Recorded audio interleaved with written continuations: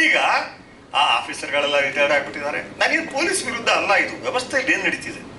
Police is also part of it. ಇವತ್ತು ಯಾವುದೇ ಪೊಲೀಸ್ನವನು ಹೋಗ್ಬಿಟ್ಟು ಒಂದು ಸಾಮಾಜಿಕ ವಿಷಯದಲ್ಲಿ ಮಾತಾಡಿದ್ರೆ ಅವನು ಏನು ಮಾಡ್ತಾನೆ? ಅಲ್ಲಿರೋ ಮಂತ್ರಿಗಳು ಹೇಳ್ದಂಗೆ ಕೇಳ್ಬೇಕು. ಅವನು ಗುಲಾಮರು ಅಷ್ಟೇ. ಅವರು ಬ್ರಿಟಿಷ್ ಇದ್ದಾಗ ಬ್ರಿಟಿಷ್ ಗುಲಾಮರು, ಈಗ ಕಾಂಗ್ರೆಸ್ ಗುಲಾಮರು, ಬಿಜೆಪಿ ಬಂದ್ರೆ ಬಿಜೆಪಿ ಗುಲಾಮರು, ದಳ ಬಂದ್ರೆ ದಳದ ಗುಲಾಮರು, ನಾಳೆ ನಾವೆಲ್ಲ ಸೇರೋ ಪಾರ್ಟಿ ಕಟ್ಟಿದ್ರೆ ನಮ್ಮ ಗುಲಾಮರು. ಪೊಲೀಸ್ ಕೆಲಸ ಅಂದಾಗ ಅಕ್ಷರಶಃ ಅಧಿಕಾರದಲ್ಲಿ ಯಾವ ಪಕ್ಷ ಇರ್ತೋ ಅದರ ಗುಲಾಮರು. ಸೊ ಅವ್ರ ಬಗ್ಗೆ ಇರಲಿಲ್ಲ ಇದು. ಆದ್ರೆ ಇದು ಅರ್ಥ ಆಗಲ್ಲ, ನಿಮ್ಮನ್ನು ಸುಮ್ಮನೆ ಬಿಡಲ್ಲ. ಇವತ್ತು 90% ನಿಮ್ಮನ್ನು ಲೈಕ್ ಮಾಡ್ತಿದ್ದಾರೆ, ನೀವು ಚೆನ್ನಾಗಿರ್ಲಿ ಅಂತ ಬಯಸ್ತಿದ್ದಾರೆ, ಅದನ್ನ ಕಳ್ಕೊಬೇಡಿ ಅಂತ ಶುರು ಮಾಡಿದ್ರು. ಸುಮ್ಮನೆ ಆಮೇಲೆ ಈಗ ನಾನು ಮಾಡಿದ್ದೇನು ಅಂದ್ರೆ, ದೇವೇಂದ್ರ ಅವ್ರು ಬಂದ ಮೇಲೆ ಹಿಂದೆ ಇದ್ದದ್ದು ನೆಲೆ ಯಾವ ಪರ್ಸ್ಪೆಕ್ಟಿವ್ ಅಂತ ಹೇಳಿದ್ರೆ ದಂಡುಪಾಳ್ಯದ ಪರ್ಸ್ಪೆಕ್ಟಿವ್. ಅವ್ರು ಹೇಗೆ ಕೊಲೆ ಮಾಡದೇ ಇರೋರನ್ನ ಫಿಕ್ಸ್ ಮಾಡಿದ್ರು ಅಂತ. ಈಗ ಬಲಿಗಳು ಹೇಗೆ ಜರುಗ್ತವೆ, ಅದರಿಂದ ಯಾರ್ಯಾರು ಇದ್ದಾರೆ, ಯಾರ್ಯಾರು ಪ್ರಯೋಜನ ಪಡ್ಕೊಂಡಿದೀವಿ ಆ ಕಾರಣಕ್ಕೆ ಅಂತ ಭ್ರಮಿಸಿದ್ದಾರೆ ಅಂತ. ಪ್ರಮುಖವಾಗಿ 4 ಹೆಸರುಗಳು ಸೇರ್ಪಟ್ಟು, ಒಂದು ದೇವರಾಜ್ ಹೆಗಡೆ, ರಾಮಕೃಷ್ಣ ಅರಸು, ಹೇಮಚಂದ್ರ ಪಾಟೀಲ್, ದೊಡ್ಡೇಗೌಡರು. ಹೆಸರುಗಳು ನೋಡಿದಾಗ ನಮಗೆ ಇತಿಹಾಸದ ಒಂದು ಪುಟಗಳನ್ನು ತೆರೆದಾಗ ಒಂದು ಸಾಮ್ಯತೆ ಇರ್ತಕ್ಕಂಥ ಹೆಸರುಗಳು ಒಂದಷ್ಟು ಕೇಳಬಾರ್ದು.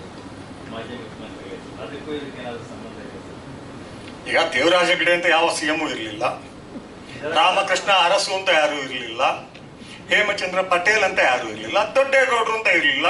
ನೀವು ಕನೆಕ್ಷನ್ ಕೊಡೋದಾದ್ರೆ ನನ್ನ ಅಬ್ಜೆಕ್ಷನ್ ಏನಿಲ್ಲ, ಕನೆಕ್ಷನ್ ಕೊಟ್ಕೊಡಿ.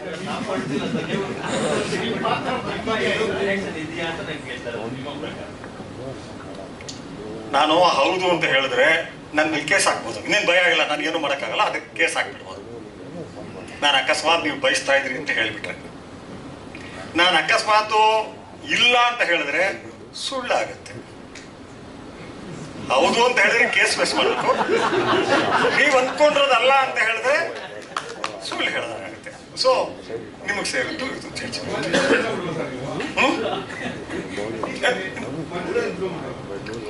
ಈಗ ನಾನು ಹೇಳ್ತಿದ್ದೀನಲ್ಲ, ನೀವು ಯಾವ್ಯಾವ ಮುಖ್ಯಮಂತ್ರಿಗಳ ಹೆಸರು ಇಲ್ಲಿ ಧ್ವನಿಸ್ತಿದೆ ಅಂದ್ರಿ ಅಲ್ವಾ? ಹೌದು ಅಂತ ನಾನಂತ ಕಣ ಕೇಸ್ ಆದ್ರೆ ನೀವೆಲ್ಲ ಬರ್ತೀರಾ, ಕೋರ್ಟ್ ಕಲಿಬೇಕಾಗಿರೋದು ನಾನು ಇನ್ನೇನು ಮಾಡೋಕ್ಕಾಗಲ್ಲ. ಅವರು ನಾನು ಚಾಲೆಂಜ್ ತಗೊಳ್ತೀನಿ, ಕೋರ್ಟ್ ಕಲಿಬೇಕಾಗುತ್ತೆ.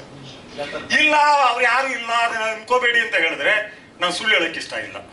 ನಾವು ಒಂದಷ್ಟು ಆಕ್ಟಿವಿಟಿಗಳನ್ನ ನೋಡಿದ್ವಿ. I don't want to name them. ಕಾಯಿಲೆ ಗುಂಡು ಹಚ್ಚುವಂತ ಒಂದಷ್ಟು ಆಕ್ಟಿವಿಟಿಗಳನ್ನ ನೋಡಿದ್ವಿ.